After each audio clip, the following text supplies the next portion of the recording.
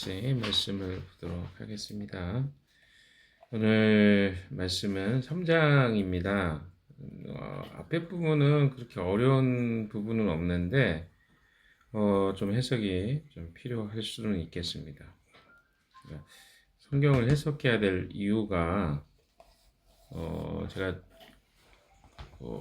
여러 성경을 같이 이야기를 하면서 나누게 되지만 참 재밌는 것은 처음에 읽을 때는 이 성경의 내용이 뭔지 잘 이해가 안 되는 경우가 종종 있습니다. 근데 신기하게도 내용을 좀 듣다 보면 이 말씀들이 어떤 의미가 있는지가 또 너무 쉽게 들리는 것이 성경이기도 합니다. 그래서 해석자들이 필요한 거고, 그래서 성경의 내용들이 그렇게 어렵지 않기도 합니다. 만약에 우리가 개인적으로 큐티를 한다면 오늘 본문은 좀 어려울 수도 있을 것 같아요. 그냥 본문을 읽기만 한다면 이게 왜 이런 내용이 기록되었을까? 이런 고민을 할 수밖에 없는 본문의 내용이기도 합니다.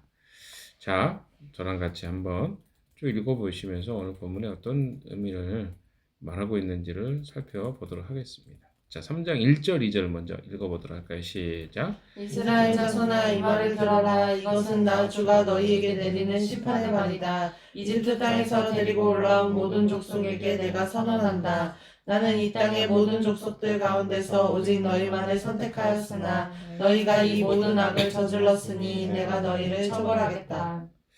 자, 3장의 1절, 2절에 보시면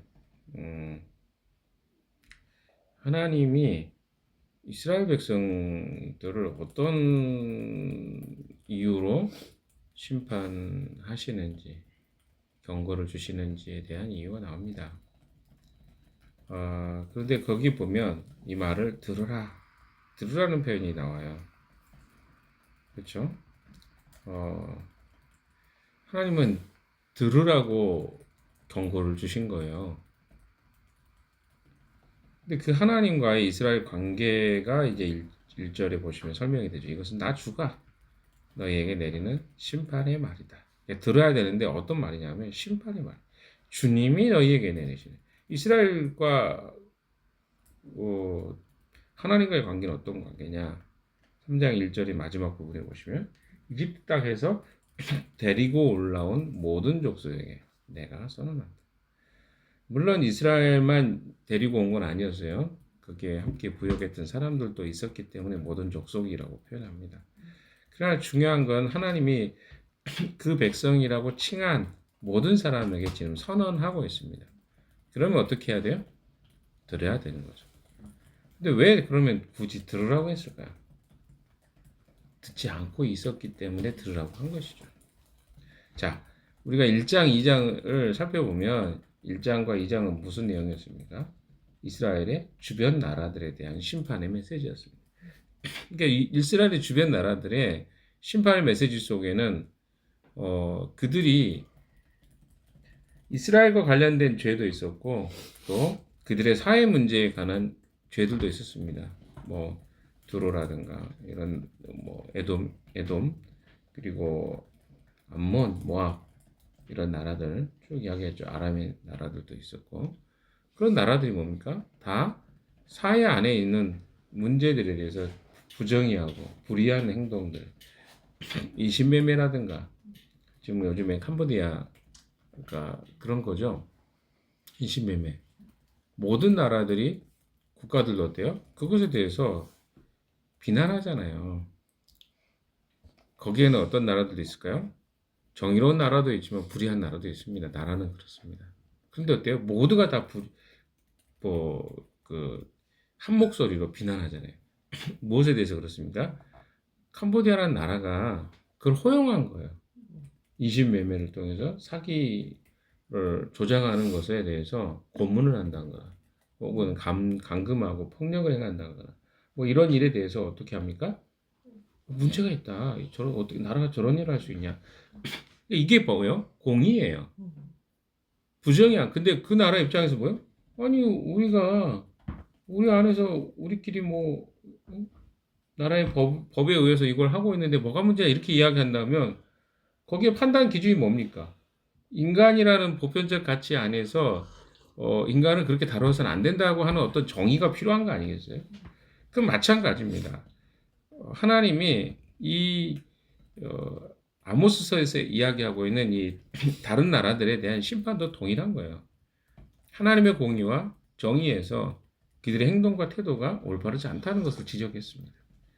자, 그 모든 이야기는 누구를 향한 이야기입니까? 결국은 이스라엘의 잘못이 무엇인지 지적하기 위해서 그 나라들의 죄악이 무엇인가를 언급한 거예요. 근데 이스라엘은 어떻습니까? 훨씬 더 그 부르심 자체가 달라요. 왜 다르죠? 지금 이 이스라엘이라는 나라는 하나님 백성이에요. 여러분, 요즘에 우리가 미국에 대해서 상당히 많은 실망을 합니다. 우리가 알고 있는 미국이 이런 나라가 맞나? 왜 그렇죠? 미국이라는 나라가 가지고 있는 사람들이 생각했던 미국이라는 나라는 자유, 그리고 어떻습니까? 사람들이 가지고 있는 보편적 가치, 자본주의.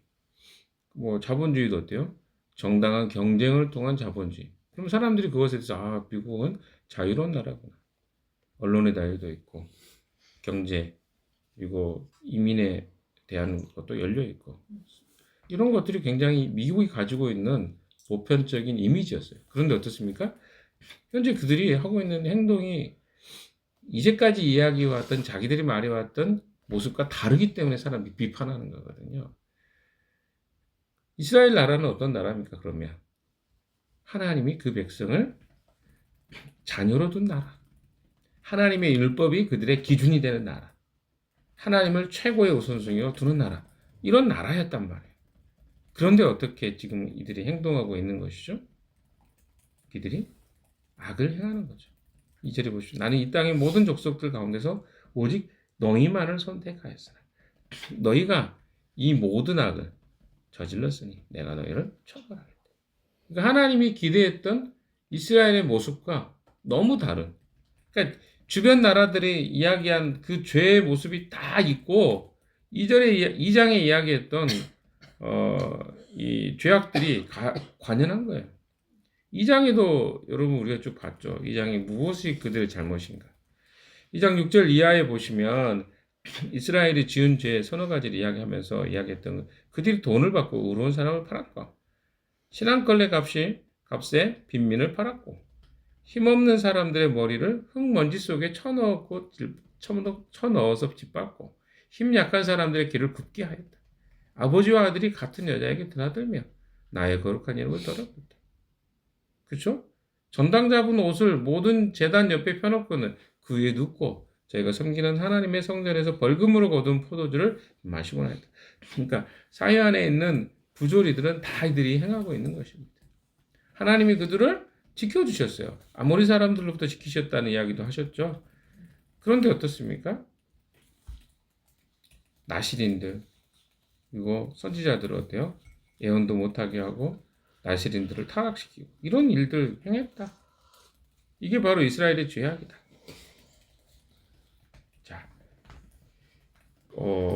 이게 이제 그 이스라엘에게 경고하시는 이유였습니다. 자, 3절 이하로는요, 조금 다른 이야기이긴 하지만, 왜 아모스가 이 예언을 할 수밖에, 선지자적 예언을 할 수밖에 없었는지. 아마 여기에는 나와 있지 않지만 아모스에 대해서 굉장히 많은 사람들이 비판이 있었던 것 같습니다. 어떤 비판입니까? 네가 뭔데 예언자로서 지금 예언을 하냐? 응? 네가 뭐야? 너는 선지자도 아니고 선지학교 뭐 신학교 출신도 아니잖아. 근데 네가 뭘 할 수 있어? 자격이 있어? 뭐 이런 퀄리티에 대한 거라든가 퀄리피케이션이죠. 자질에 대한 부분, 혹은 뭐 증명할 수 있는 어떤 것도 없었기 때문에, 근데 갑자기 와가지고 네가 남유다 사람인데 갑자기 북왕국 이스라엘의 나라에 왜 예언을 하는 거야? 뭐 이런 비난들이 있었던 것 같습니다. 그래서 그가 자기의 이야기를, 자기의 경험을 통해서 7가지의 이야기를 통해서요, 자기가 예언자인 것을 증명하는 이야기입니다. 자, 한번 봅시다. 3절을 보세요. 두 사람이 미리 약속하지 않았는데 그들이 같이 갈 수 있겠. 아니, 우연히 만날 수도 있겠지만 어느 한 곳에서 같이 이제 동행을 해요? 저 다른 사람이? 그러면 서로 뭐예요? 약속하지 않았는데 어떻게 그들이 함께 갈 수 있겠느냐? 약속하니까 같이 가는 거지. 이게 지극히 당연한 이야기 아닙니까? 그러니까 지금 왜 이야기를 하냐면 자기가 애언을 하게 된 것이 애언자가 된 것이 그냥 된 게 아니라는 말을 지금 하고 싶은 거예요. 근데 그것이 자기 경험을 통해서 특별히 이제 목자였던 자기 삶과 사건들을 통해서 그 경험을 이야기하는 거죠. 사자를 보세요. 사자가 먹이를 잡지 않았는데 숲속에서 부르짖겠느냐. 막 사자가 소리를 막 지르고 막 그럴 때는 다 뭐가 있는 거야? 이유가 있는 거야. 아니 우리로 따지면 이런 거 아니겠어요? 아기가 아프거나 배고프거나 잠 오거나 안 하는데 짜증 내겠냐? 이런 거 아니에요? 희한하잖아요. 뭐 요즘 뭐 유한이도 얌전하잖아요, 유한이가. 근데 어떨 때 짜증 내고 울어요? 배고플 때. 어디도 그러더만 보니까. 그게 이게 뭐냐면 이유가 있기 때문에 울고 이유가 있기 때문에 소리 지른다는 거야. 사자가 소리를 지르는 이유가 그거 아니냐. 젊은 사자가 움켜잡는 것이 없는데 굴 속에서 소리를 지르겠네. 젊은 사자가 아무것도 안 하는데 거기서 막 혼자 소리 지르고 이유 없이 그러고 있겠냐? 이유 없지 않다. 5절에 보세요. 덫을 놓지 않았는데 새가 땅에 놓인 덫에 치이겠느냐? 아니 덫이 없는데 땅에 그 새가 치여가지고 올라올 수 있겠냐 이거죠. 아무것도 걸린 것이 없는데 땅에서 새 덫이 튀어오르겠냐? 이 사람은 이런 경험 많이 한 거예요. 야생에서. 그러니까 그거 보면 아 이게 뭔가 걸렸네 이런 생각을 한다는 거죠. 6절도 같이 읽읍시다. 시작. 성읍안에서 비상나팔이 울리는데 사람들이 두려워하지 않겠느냐. 어느 성읍에 재앙이 덮치면 그것은 주님께서 하시는 일이 아니겠느냐. 그렇죠. 성읍에 비상나팔, 뭐 나팔을 길게 부르는 거하고 나팔을 짧게 부르는 거 이런 게 있어요. 비상나팔입니다. 그럼 사람들이 안 들어가겠냐? 전쟁이 일어났다는데 사람이 장난쳤겠냐? 그럴 일 없지 않냐 이거죠. 또 어느 성읍에 재앙이 덮치면 그것은 주님께서 재앙이 덮친다는 것은 그 당시에 사람들이 뭐예요? 하나님이 심판하신다 이렇게 생각한 거예요. 아 이런 일들이 당연한 거 아니냐. 그래서 7절에 이제 자기 이제 변명을 하죠. 읽어봅시다. 시작. 참으로 주 하나님은 당신의 비밀을 그종 예언자들에게 미리 알리지 않고서는 어떤 일도 하지 않으신다. 자, 경고를 들어야 될 이유가 여기 있다는 거예요.